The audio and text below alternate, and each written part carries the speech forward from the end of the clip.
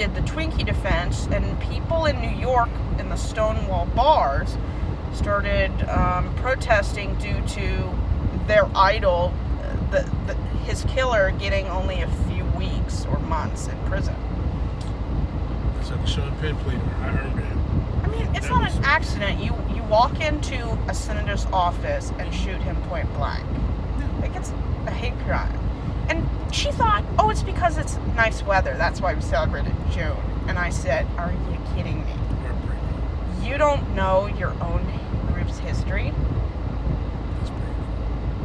And it's like most of these movements were started because of a murder. The queer community, Harvey Milk, the civil rights was the murder of Emmett Till. Yeah. I mean, why does it take somebody being shot or dragged behind a racist car before we start caring about people? Like I said, a lot of these folks, they don't do human well. And it's sad. It's sad. Because they worship the sanctity of straight marriage. And Trump was talking earlier this week, we must protect the family and the sanctity of marriage. And I said, there is no sanctity when you've been married 3 times and slept with every woman in D.C. legally or not legally, because he's into brothels. See, that's, to be honest with you, I'm going to be honest with you, this is the fucking one. My privilege. I'll never forget when Obama got a second term. And my dad was into politics. I'm so frustrated with that. But when Obama got a second term, folks were jumping for joy. And I was like, listen, man, it wasn't a choice. That's about to piss me off. I was like, you got somebody saying they said lashes from their window, man. Like, dog, this wasn't a choice. I was like, for as long as I've been dealing and seeing politics, the Republicans had several years to bring somebody that was competent. That worried me, because I said, if that's what they're bringing to the table, who else would they bring?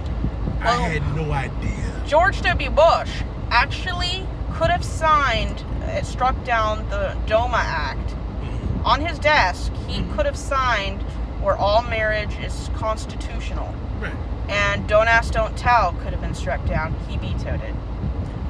That's what you get when you elect a Republican. It's white privilege. If everybody can get married, they don't have privilege anymore. And 70% of divorces are initiated by women, so you can imagine how happy they are with their white husbands. Well, to be honest with you, the minute that guy said, he said grab him by the coochie and became president, my jaw dropped. And me and my wife had a slight argument, because I was telling her, I said, we're not living in caveman times. I was like, so the Roe vs. Wade thing, you couldn't have, I would have lost all my money if I bet on that being overturned. And when that got overturned, I went to my wife and I said, I apologize. That's because right now, anything's possible, and that scares me. Because that's the right, that's your body.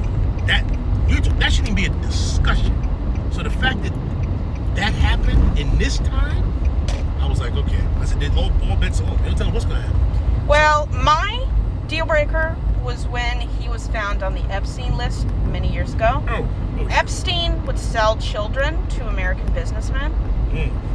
And if you're even in the company of someone like that, even Diddy, I don't want to be alone in any room with you. I used to do hip-hop music back in the days, and trust me, I dodged Diddy. I dodged Diddy for years. Take out one of the P's in rapper, and you got about what they were into. It's like, there is no sanctity of marriage. There's just white privilege. And I grew up in a homophobic Christian environment.